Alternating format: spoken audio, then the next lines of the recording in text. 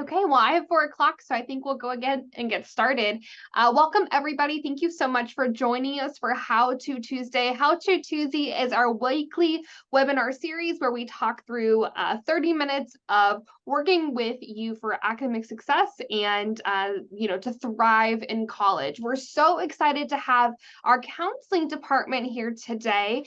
Tyler Smiley is going to be talking about who is in your circle, making social connections and friendships here on campus. We know that that can be a real challenge for our first year students and for all of our students. So Tyler is here from the Counseling Center to talk through that. All right, Tyler, take it away. All right. Well, thank you all for joining. I am Tyler Smiley. I'm one of the counseling interns here in the Park University Counseling Center. So I do work on campus. We do have counseling services. I'll promote that at the end. But I am here to talk about building social connection. It's important to talk about for a couple reasons. There are like a ton of benefits to feeling socially connected. Health benefits, mental health benefits, some kind of resiliency factors that are really important.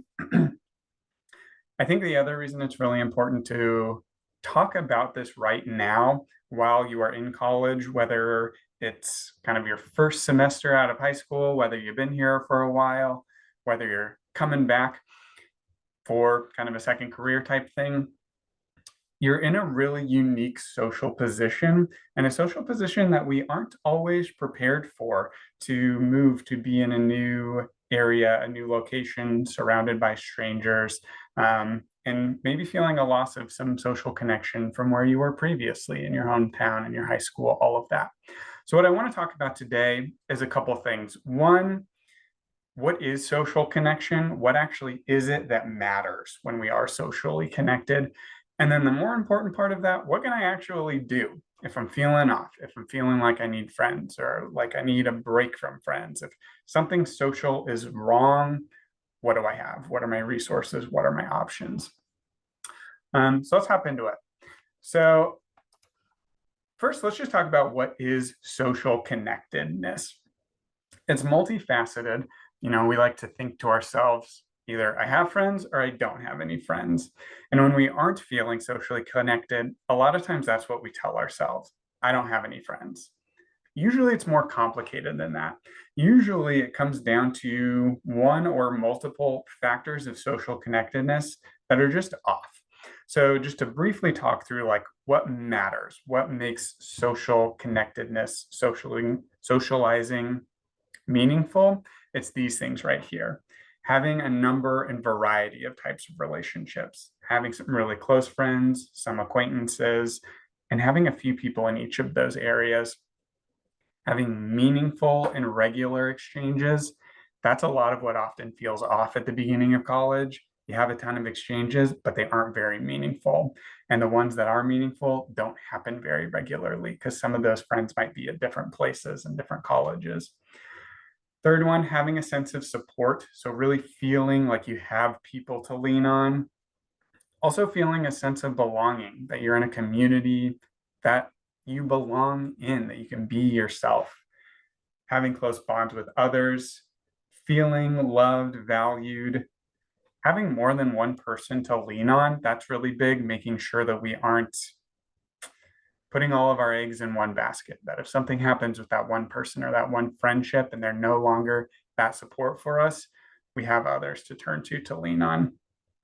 And then another aspect of social connectedness that we don't think about as much is just having space to socially connect. You're also in a new space, a new environment. So thinking through, do I have access to a safe area, whether that's somewhere public, somewhere that's kind of not my personal living space, to connect. So again, these are just the things to think through. When something feels off, it's usually in one of these domains. And knowing that can help address what's actually going on. Because usually it's more complicated than just, I don't have any friends. I also want to briefly talk about what are the benefits of social connection. They're limitless, but these are some of the ones that I think I like to point out, primarily that being socially connected isn't just fun. It's not just kind of makes your day better. It impacts your physical health and it impacts your mental health. So some social connection can prevent serious outcomes like heart disease, stroke, dementia. If you're early in college and you're late teens, early 20s, you might not care about that so much at this point. You should, but that fourth one on the list is something we can all probably relate to: depression and anxiety. Having social connections builds resilience against depression and anxiety, so that when we have a life stressor that spikes depression, spikes anxiety, when we're socially connected, it doesn't spike us as much. Even if we aren't talking about our depression and anxiety with our friends, with those we're connected to, just having those connections builds resilience. It also helps lower our baseline for how we regularly feel depression and anxiety. When things are good, when we don't have those stressors, the more connected we are, the more kind of balanced we feel on those fronts. Looking at the bottom half of the list, it also impacts things like our sleep, how our nutrition affects our body, how we regulate moods. The list is really endless. So the point I'm really trying to make here is we need social connection. We're social creatures. If we don't connect socially, there are consequences, there are outcomes, and most of them are negative for our physical and mental health. I also want to talk about levels of friendship. So I talked a minute ago about those kind of 8 different domains of connectedness. Those are kind of difficult to think about sometimes. I prefer, when I'm assessing how is my social connectedness, or if I'm working with a client and we're trying to figure out where is there an imbalance, I like to think through levels of friendships. Whenever you interact with people throughout your day, the hundreds of people you likely interact with throughout the day, throughout the week, we kind of assign them into one of these levels of friendship. Strangers, basically, you know they exist, and that's about it. That's probably a lot of the people you see walking around campus, a lot of classmates sitting in class with you who you don't really interact with. A level beneath that is acquaintances. So I know who you are. Maybe you have had some small talk with them at the beginning of a class, or you happen to know their name, you interact super high level. It doesn't really get beyond that. Then you have some casual friends. Those are the people that you like hanging out with. A lot of times those are our friends of friends. So we find ourselves in the same social groups. Probably wouldn't really hang out one-on-one yet. Then you have those close friends. Those are the people that you're comfortable with one-on-one. They understand you. You talk about meaningful stuff. You get that kind of benefit. And then finally, we have the intimate friends. Those are our kind of best friend pedestal, right? The people who we can tell anything type of people. When we're looking at this list, I generally think about it as kind of an inverted pyramid. Of all the people that we have in our lives, if we were to place them in these categories, we want it to look like an inverted pyramid. Most people are strangers, a few fewer are acquaintances, a few fewer are casual friends, and then close friends. And then at the bottom, we don't want a lot of them, but we need a few intimate friends. What happens in college is this inverted pyramid when we move, and it doesn't just have to be when you start college, it can be when you move across the country or across the world or have some big life change happening. This inverted pyramid gets skewed and it falls out of balance. So instead of having this distribution of strangers to casual friends to intimate friends, when you first come here, maybe all you have are the strangers and the acquaintances. Maybe you don't really feel like you have any casual friends or close friends or intimate friends. And that can be really difficult because you know that you need those close friends and those intimate friends. Sometimes people notice an imbalance on the opposite side as well, where they're starting to get really burnt out of their friendships. And coming here to college felt like a nice break. Maybe that means you had too many people in that intimate friend category, and you couldn't really maintain those friendships in a way that was beneficial for you. So I like to think about it. If something feels off, check with where people are kind of falling. Do you feel like you have people in your life that fit all of these? And does it feel like the appropriate amount? It's not something that's necessarily easy to change, but it can help point you in a direction of why is there an imbalance here? And we'll talk about how we can change that in just a minute. Briefly, I also want to talk about what happens if we just choose not to socially connect. For those who are kind of coming out of high school and moving into college, this is really one of the first times that you have that option to truly not socially connect. You had it in high school and before, obviously, as well, but here you could just go to class and then never really interact with anyone else. And I guess you don't even really have to go to class if you don't want to. That comes with pretty serious consequences, particularly loneliness. The real detriment of loneliness and a lot of our other kind of negative emotions and feelings is that we humans are really good at turning them into self-fulfilling prophecies.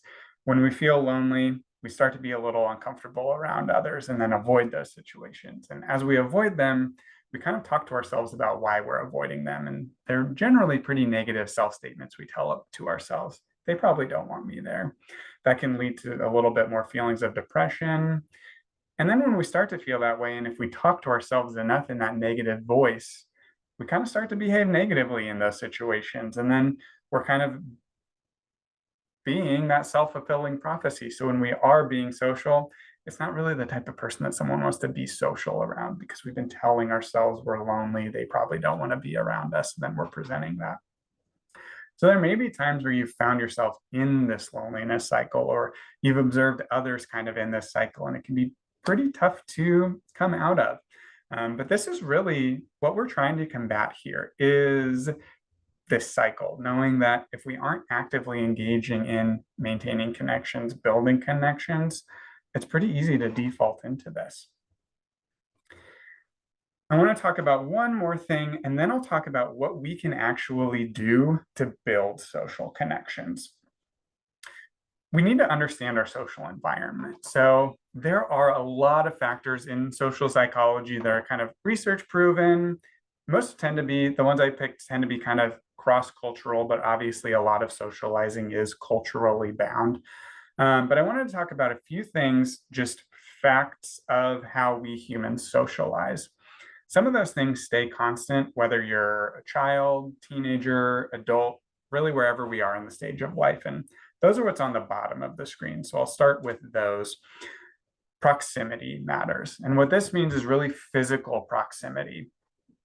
We become friends with people that we are physically in the same spaces with. That's why being friends in elementary school and high school is relatively effortless, because we're always in proximity with so many people. We have all those classes that we go to together. If you were in clubs and sports and extracurriculars, you were always in proximity.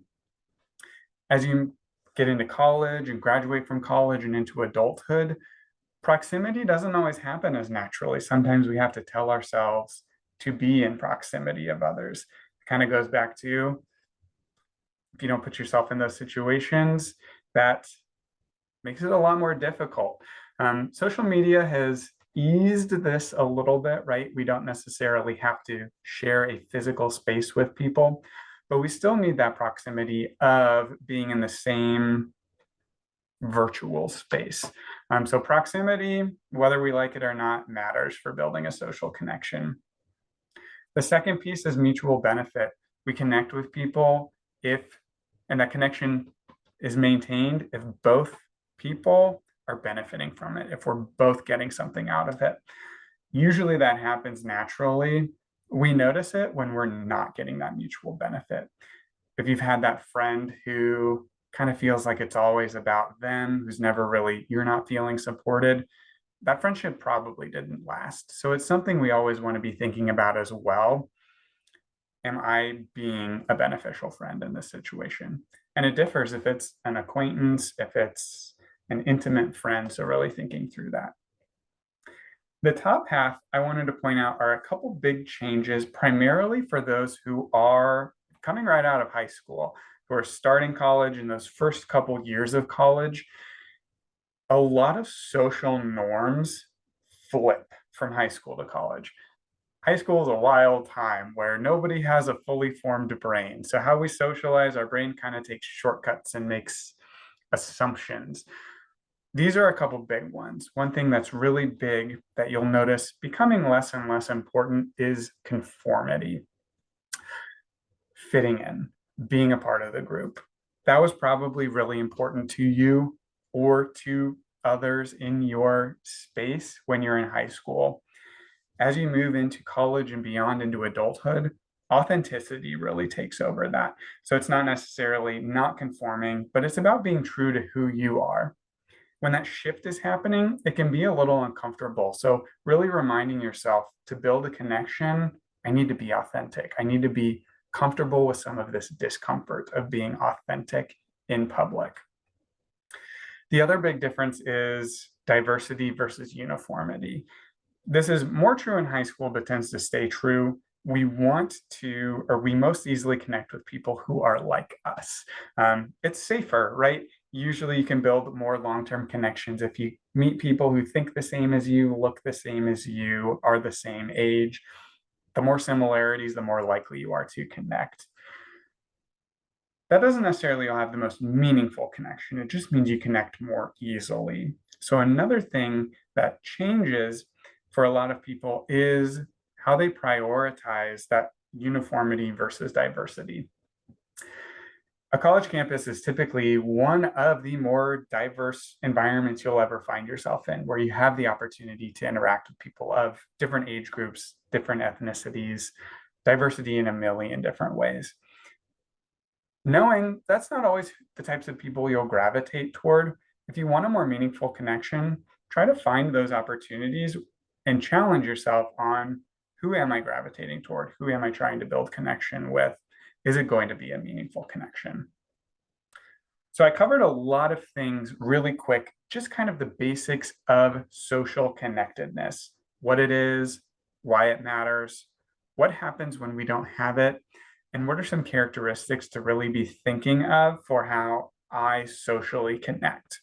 Because usually it's not something we really give active thought to. With the last couple minutes, though, I really want to focus on what can I do? I know that this is important. I know I'm in a weird time right now where it may not happen naturally, but what is there to even do? And, when we think I need to make friends, you think of kind of throwing yourself into an awkward situation and all the things that would probably help that you don't actually want to do. But let's talk about some things that actually you can do if you want to build social connectedness, or things that maybe you're thinking of someone else that they could benefit from hearing this information. Or maybe you feel good right now, but for all of us, there will be a time in the future where we don't feel so great. Maybe when you move to a new city after college. These are all things to keep in mind because they'll ring true, hopefully for the rest of your life. The big one is you got to establish and maintain social connections. And the point to drive home is it takes intention. I'm in my early 30s now. Something I hear a lot in social groups is it's so hard to make friends these days. When people say that, what they really mean is in high school and college, I had so many opportunities that happened so naturally. The older you get, the less natural it happens. It will continue to take intention for building those social connections. And what intention really refers to are a couple of the things that we talked about. Are all these facets of social connections being hit? Am I getting what I need from these relationships? And in that inverted pyramid, do I have the appropriate amount of people in each of these categories? If not, it takes intention to kind of build that out and balance that and figure out where there's a little bit of a deficit. I'm going to be slide hopping a little bit, so sorry in advance. The second thing to consider is the support you give and receive. So that's multifaceted there.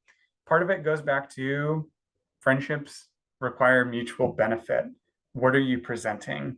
What are you giving in these? It's something that we should all be thinking about, and what we give matters. So for strangers, giving can really just be saying hi. Acquaintances, like compliments go a really long way. If you like something about what they're wearing, or if you hear a song they're listening to, those compliments matter. And then we know more and more we should be doing for close friends, intimate friends, but holding ourselves accountable. Am I being a good friend? Am I providing benefits to my friends in a balanced way? And if not, what's going on there? The other part of that is receiving and understanding the support you have available. We find in research, looking at folks when they first go to college, those who have an easier time are the ones who keep the connections that they had in high school. So staying in touch with your friends from high school, staying in touch with your family back home, that builds some resilience during this tough period where you may not have a lot of close connections on campus. Obviously, that advice is really context dependent on your family, on your friendships back home, but just know that that's another place to put intention. It's easy to let those fizzle out. Some of them will just fizzle out naturally, but it's a good support to lean on if you're feeling some imbalance at the moment. The other thing is strengthen the quality of our social connections. And again, that goes back to the pyramid. If we have a lot of people in that acquaintance category, how can I move one or two of them into the casual friends? If I have some folks in the casual friends, sometimes it takes intention to move some people into these categories of close friends and intimate friends. Sometimes it's intention, and sometimes, again, it's that comfort with discomfort, knowing sometimes it's just a transitional period and you got to let some of these play out a little bit. The last couple address any barriers to social connection. Barriers that we see a lot, time is a really big one. I want to be socially connected. I want more friends. I don't have time for friends. I go to class, then I go work out, then I do homework, and then I go to sleep. And I just repeat that. That's real. But how can you address some of those? Maybe you invite someone to go work out with you. You invite someone to study with you, where you just share a space together. Move people from just, I know of you, to you're an acquaintance, to, right? Putting intention, finding areas where you can. And then the last one I think is really important too. There are a lot of barriers to doing a lot of these steps. Maybe your anxiety is really high. So putting yourself in those social situations is a huge struggle. Maybe you're stuck in that loneliness cycle. Maybe there's something else going on. Be honest with yourself. If that's going on, you have resources, you have support that can help you. Some of that may be support that you already have back home, a primary care provider, a spiritual leader of some kind, close friends back home. Some supports you have here on campus. So like I mentioned, I'm here in the counseling center. We have a counseling center on campus. We just moved. We're in McKay. I'm an intern, so I don't know all the buildings, but we're on the second floor. Our counseling is totally free to students, so you'll never have to pay a dime. It's totally confidential. But being honest with yourself, or being honest with a friend if you see this happening to someone else, hey, I think you could benefit from talking to someone. That was really quick, especially because I talk fast, but I do want to be mindful and respectful of your time. So that's all I had to share for today. Just a quick reminder, connection matters. Connection, especially now and continuing in the future, requires intention, and that there are things that you can do to improve how you feel on this. So if you do have any questions, you can put them in the chat. You can just shout them out. I did want to leave our contact information for the counseling center here. I recommend writing it down. Again, it can be for you, it can be for someone else. If you do want to set up some time with us, the best way to reach us is through email, just at counselingappointments@park.edu. You can always walk into our office as well, and we can get something set up for you. But thank you so much. I'm Tyler Smiley. Hope to hear from some of you soon.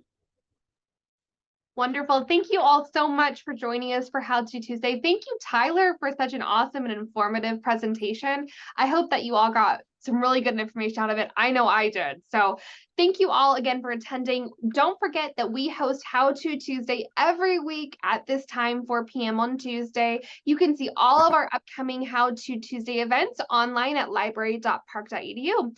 If you're watching this back on replay, I will put all of Tyler's resources and slides online for us to access, and so that you can refer back to these. And if you have any other questions, you can feel free to reach out to us, either me or Tyler, and we're happy to assist you with whatever you need. Thanks, everyone.